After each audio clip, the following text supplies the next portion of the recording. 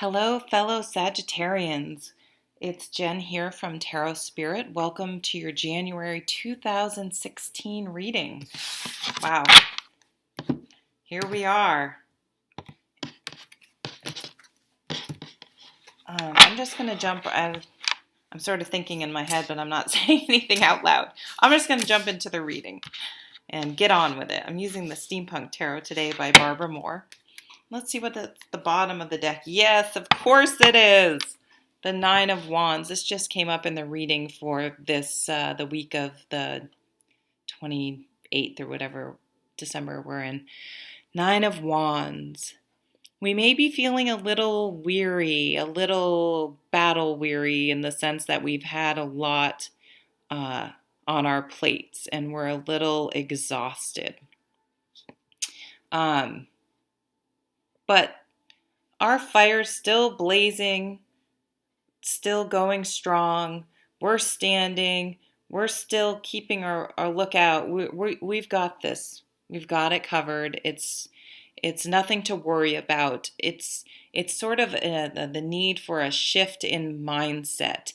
And so your perspective can be, oh my God, I'm so sick of doing this. I'm so sick of fighting. And I'm saying this because I've been struggling going back between these two approaches to what's going on. Is I don't want to do it anymore. Like I don't want to have to stand my ground, even though I know I'm doing the right thing. It's exhausting. Or I can look at it and say, you know what? I'm doing the right thing. I know I'm in the right. I know I'm doing it for the right reasons. And I can do this, and I'm going to do it because I'm strong and I'm capable and I'm smart and I'm defending without being defensive. I wonder if the Seven of Wands will come up. I'm standing my ground, and I haven't been beaten down, and I'm not going to be because I'm a strong person. And I'm not being selfish. I'm not being negative. I'm standing strong and doing what needs to be done, and that's okay. And by the subtleties in that approach is am I going to focus on that? I'm just like exhausted from having to deal with the negativity of the situation that's beyond my control. So I can either add more negativity to it by saying, oh my God, I can't do this anymore. Or I can say, I got this. I got it. I'm doing it. I've been doing it this long. I can keep standing my ground. I can keep working towards what I'm working towards. The wands are about being able to maintain enthusiasm, passion, determination, strength when most other people have not been able to keep going. So that's what us fire signs are about. So take strength in that and stay strong, okay? Let's see what the other cards are here. Oh, we have the Five of Cups. So it's in this deck, this came up for a friend's reading. In this deck, it's about, traditionally the Five of Cups is sort of like someone dumped you and you're pining away over it. But the interpretation in this deck is different. It's almost like a bit of a codependent relationship in the way that, just imagine this is a spouse or a loved one with an addiction. And you're just sort of like, here are two more cups, like trying to maybe make it okay. But I also think in this type of situation, here she is looking and it's like, okay, you have the decision to make. Are you going to continue to allow a situation to perpetuate? Or are you going to just turn around and leave this person be and let them make their own mistakes, their own choices, because truly we can't control other people. And once you sort of relieve yourself of that burden of thinking you can change other people or fix things, it's much easier to sort of let go and allow them. They're adults. They can they're making their own choices. And if they truly didn't want to be here, this person, and you can argue with me if you want, that's fine. This person is here because he chooses to be. He has not yet gotten to the point where he wants help. And addiction is a tricky thing. My father is a physician, and he's a huge advocate for addicts, and I am as well. However, you can't force someone to get clean unless they want to, and that's just the way it is. And until someone admits they have a problem and gets the help and wants the help, nothing you do is going to help them. However, you need to stop making things easy for them, because if you keep enabling them, so I believe we may have an opportunity. Look at this.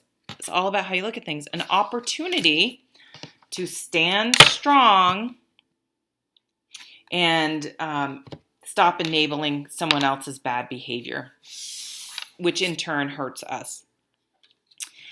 And then here's our Eight of Pentacles. This came up for this past reading as well. Actually, interesting.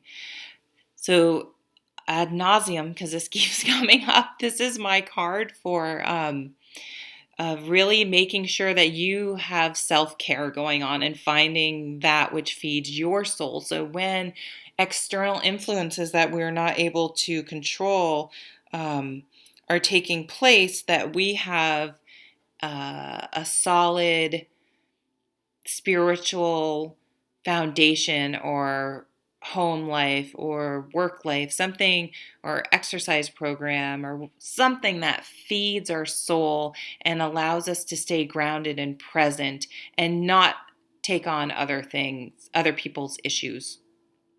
That's going to be very important, to stand our ground and not take on other people's issues.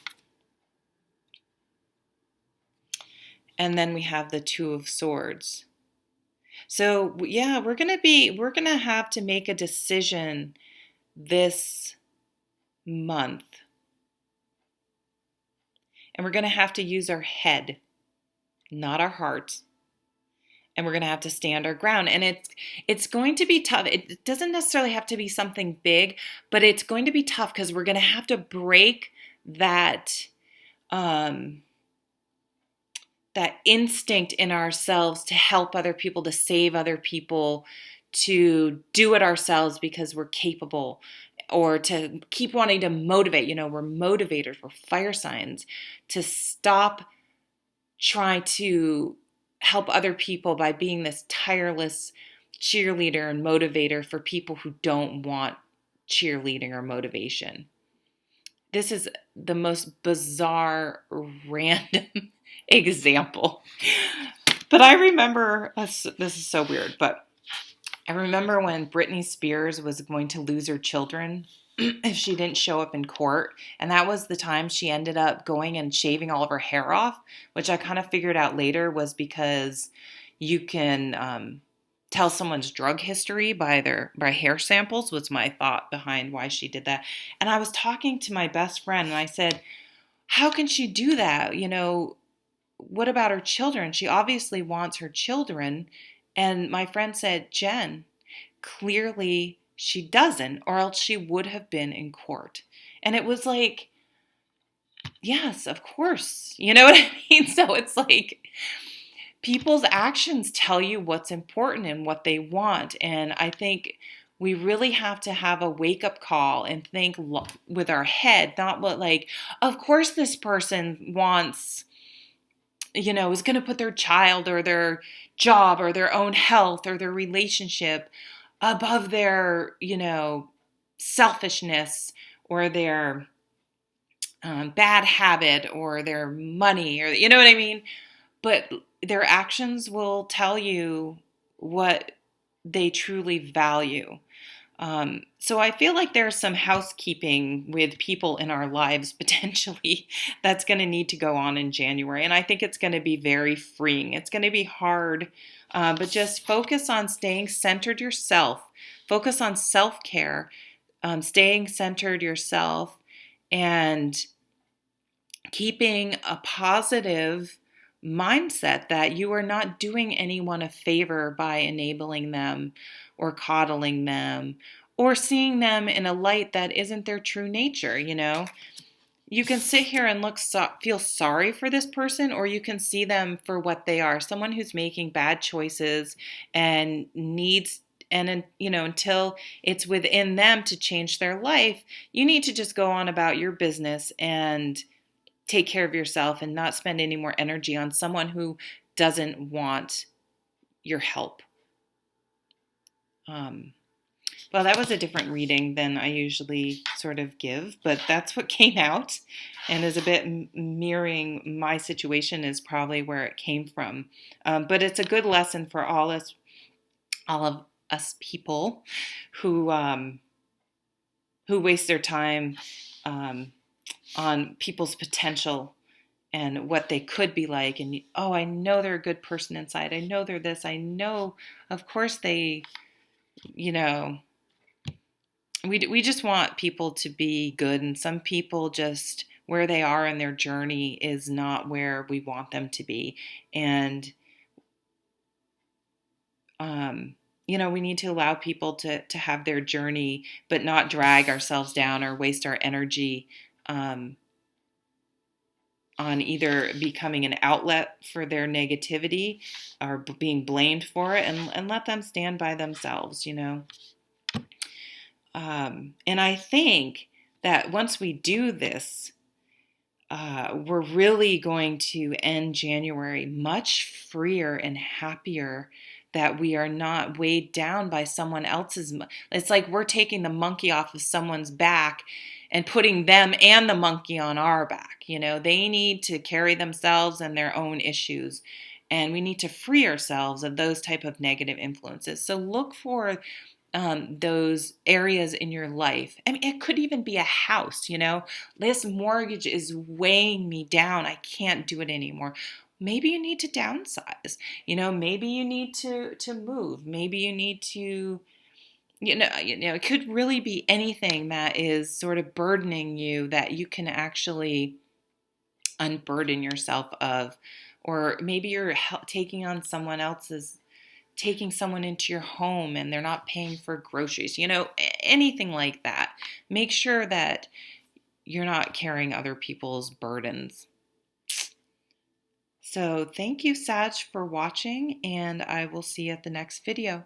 Take care. Take care of you. All right, bye.